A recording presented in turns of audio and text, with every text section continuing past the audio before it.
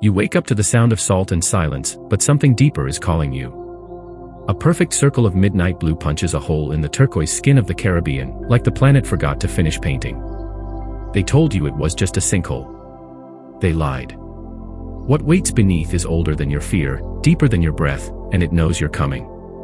You're strapped into a tiny plane and the pilot banks leftover Lighthouse Reef, 43 miles off the coast of Belize. The engine whines, your stomach drops, and suddenly there it is. The great blue hole isn't a hole at all from up here. It's an eye. 300 meters across, a flawless sapphire ring by a coral iris, staring straight back at you. The shallow water around it glows neon aquamarine, so bright it hurts your eyes, but the center is different. It's not blue. It's void. Light goes in and never comes out. Your heart thuds once, hard, because every cell in your body understands what your brain is still catching up to. This is a door. They didn't know what it was for the longest time. The Maya sailed past these atolls and gave them names like Half Moon and Turnif, but they avoided the circle. Fishermen called it the place where the sea swallowed itself. On British nautical charts from the 1800s it was just a hazard mark, a scribbled warning to steer clear. No one could explain why the depth went from 3 feet to 400 feet in the span of a boat length. No one wanted to. Then Jacques Cousteau showed up in 1971 with the Calypso, a steel ship and a camera, and a stubborn belief that the ocean didn't keep secrets from him.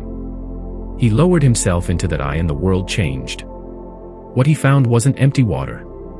It was a cathedral. At 130 feet down, where the light turns green and cold, he swam through stalactites.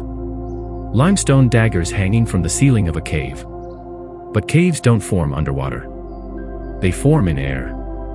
You see, 10,000 years ago, this wasn't ocean. It was land. Dry earth. A massive limestone cavern standing tall under the sky during the last ice age. Sea levels were 400 feet lower then. Rain fell, dripped through cracks, and carved chambers and columns and vaults as big as cathedrals. Stalactites grew one drop at a time, taking centuries to stretch an inch. This place was a mountain made of emptiness, hidden underground. Then the ice melted. The world warmed. Oceans rose, slowly at first, then all at once. The sea climbed the walls of the cavern, filled the rooms, drowned the altars. The roof, heavy and waterlogged, gave up. It collapsed. The entire system fell inward and the surface of the reef swallowed it whole. What you're looking at now is a tombstone. A perfect circular scar left by the death of a cave. Cousteau came back up shaking. He told the world it was one of the top 5 dive sites on Earth, and suddenly everyone wanted to see the grave of a mountain. But knowing how it formed doesn't prepare you for what it feels like when you slip over the edge. Imagine you are there. Your boat cuts the engine and the silence is immediate. There's no beach here, no sandbar to stand on. Just the reef, a thin lip of coral, and then the drop. You sit on the gunwale, tanks on your back, and stare down. The water near the boat is so clear you can count the sergeant majors 20 feet below. 10 feet past the rim, the blue goes dark. Not darker. Dark. Like someone pulled a curtain. Your dive guide makes a joke but you don't hear it. Your mouth goes dry under your regulator. You roll backward. For half a second there's bubbles and noise and chaos. Then it clears. You're floating above nothing. The reef wall is behind you, alive and buzzing with angelfish and purple sea fans, but you turn your back to it. Ahead is the void. You kick once, and you're over the lip. The temperature drops 3 degrees instantly. Goosebumps hit your arms inside your wetsuit. The light changes. The sun is still up there, but down here it's filtered, fractured, like you're inside a sapphire. You start to descend. 10 feet. 20. Your bubbles rise, but they don't look right. They vanish into the blue like they're being erased. At 40 feet you pass a layer where the water shimmers. A halocline. Fresh water from years of rain sits on top of salt water, and where they meet, everything warps. Your hand looks broken. Your buddy's face ripples like a bad signal. You push through and it's colder. Quieter. At 70 feet the wall leaves you. The rim curves away and suddenly there's nothing under you for another 300 feet. Vertigo hits even though you're weightless. Your brain can't process depth without a floor. You look up and the surface is a silver ceiling, impossibly far. You look down and it's just deeper blue until blue stops meaning anything. This is the moment every diver remembers. The moment you realize the ocean is not yours. You are a visitor, and your time is limited. At 110 feet you see them. The stalactites. Massive, ancient, hanging in midwater like the ribs of some buried god. Some are as thick as trucks, others are delicate, pointed, grouped together like organ pipes. You swim under one and crane your neck up. It's 30 feet long. You reach out. You don't touch it, because the rule is you never touch, but you get close enough to see the rings, the layers, the centuries written in stone. This was growing when mammoths walked. When humans were painting in caves in France.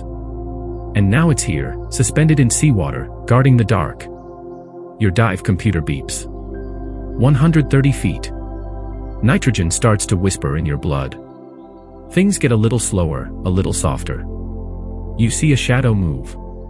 A Caribbean reef shark, 7 feet long, glides out of the gloom like it was born from it. It doesn't look at you. You're not important. It banks, shows you its white belly, and disappears into the wall. That's when you notice the wall again. It's pockmarked with ledges and caves. Dark mouths that lead somewhere else. You shine your light into one and the beam dies 10 feet in. The darkness is thick here. It has weight. You only get 8 minutes at this depth. 8 minutes to float inside a collapsed ice age cave while your air runs out and your mind tries to hold on to the size of it. 8 minutes to understand that this hole is not empty. It's full of time. You start to ascend, slowly, because the hole is patient but physics is not. At 60 feet the water warms again. Color comes back. At 30 feet you hang for your safety stop and watch the reef sharks circle below you, tiny now, guarding their temple. You look up. The rim of the hole is a perfect circle of light above you, like you're at the bottom of a well, looking at the sky. Your breath is the only sound. You break the surface and the first thing you taste is sun. The boat is there, the sky is huge, the world is loud again. Someone asks how it was. You can't answer. Your lips are salt and your brain is still 130 feet down, floating next to a stalactite that's older than writing. But there's more to this place than the dive. If you come by helicopter or plane, you see what the fish never do. From the air, the blue hole is geometry made by chaos. The reef around it is Lighthouse Reef Atoll, one of only 4 atolls in the Western Hemisphere.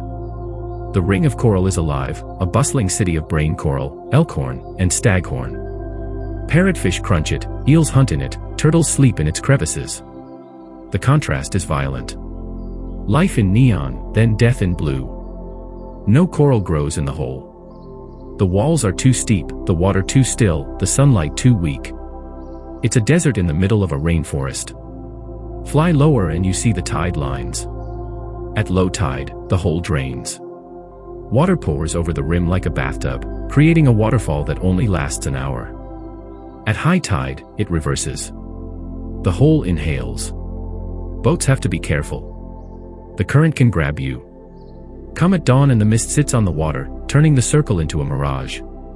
Come at noon and it's a gemstone, flat and blinding. Come during a storm and it turns black, the edges of the reef foaming white, and you finally understand why sailors feared it.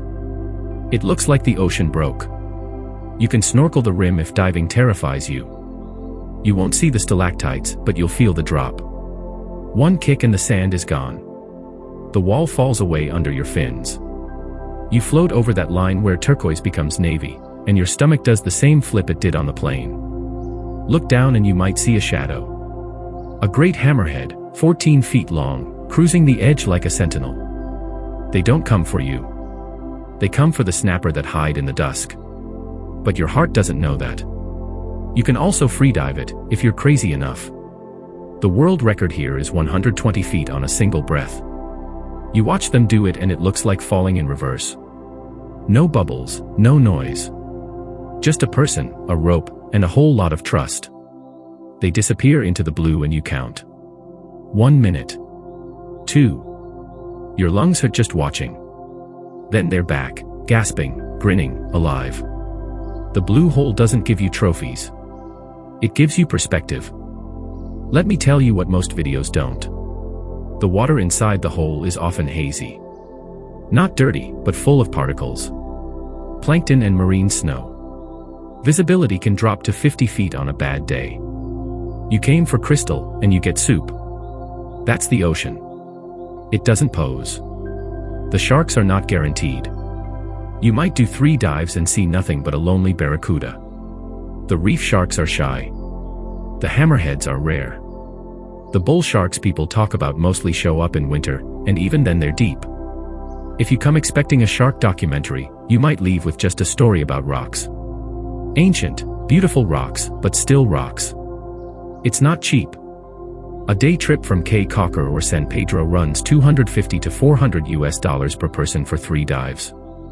That includes the Blue Hole and 2 other sites at Half Moon Cay or Long Cay. The boat ride is 2 to 3 hours each way across open ocean. If you get seasick, you will suffer. The Caribbean looks flat in photos. It isn't. It rolls. People spend the whole ride hanging over the side, green, praying for the dive to start so they can get in the water and feel better. If you fly, it's $400 to $600 for an hour in a tiny Cessna. You get the view, the photo, the bragging rights. You don't get the feeling. You don't get to touch the time. Half Moon Cay, where you stop for lunch, is gorgeous. White sand, coconut palms, a bird sanctuary with red-footed boobies nesting in the trees. But it's also where 30 other divers are eating their chicken wraps at the same time. It's not deserted. It's not secret. On a busy day in high season, December to April, there are 8 to 10 dive boats moored at the Blue Hole. 60 divers, maybe more, all dropping in. Underwater it still feels vast, because everyone spreads out. On the boat, you're waiting in line to roll. The dive itself is not for beginners. Most operators require advanced open water certification and 20 to 30 log dives. The depth, the lack of reference, the nitrogen, the current, it stacks up. If you panic at 130 feet, there's nowhere to stand. There's only down. Every year someone gets bent. Someone runs out of air. The hole doesn't forgive mistakes. It's not a reef dive where you can kneel in the sand and sort yourself out. It's a wall dive into oblivion. Respect it. There are no scams exactly, but there's disappointment. Some operators market it as swim with sharks in crystal water. The reality is you might swim near a shark in cloudy water. Some boats are nicer than others. Some have lunch, some have a granola bar. Some guides point out every stalactite. Some just get you down and up. Ask questions before you book. Read reviews. Your experience lives or dies by your crew. The risk isn't sharks. The risk is you. Decompression sickness, barotrauma, nitrogen narcosis. The hole is deep and dark and your brain gets fuzzy. You think you're fine, then you check your gauge and you have 500 psi left. That's the moment people die. Not from monsters, but from math. Is it overrated? If you want colorful coral and fish, yes. The reef around it is better for that. Glover's Reef, Olchan, Mexico rocks, they'll give you more life, more color, less pressure. If you want to say you did it, to check a box, to get the Instagram shot from the plane, you might feel empty after. The hole doesn't perform. Is it underrated? If you want to feel small in the best way, no. If you want to float inside geology, to see a place that was dry land when your ancestors were figuring out fire, to understand that the earth keeps secrets longer than we keep records, then it's not underrated. It's necessary. Here's the truth. The Blue Hole is not the best dive in Belize. It's the most important. You don't go for the fish. You go for the feeling. You go to hang in blue that has no bottom and realize how little you need to be amazed. You go because somewhere in your DNA there's still a part of you that needs to look over the edge and not see the ground. You come back to the dock, salt drying on your skin, and the world is louder than you remember. Car horns, music, people talking about dinner. It all feels thin. For the next few days you'll close your eyes and still see it, that perfect circle, that hanging stone, that shadow that wasn't a shark but you thought it was. You'll try to explain it to friends. You'll say it was deep. You'll say it was blue. You'll fail. Because some places aren't meant to be described. They're meant to be survived.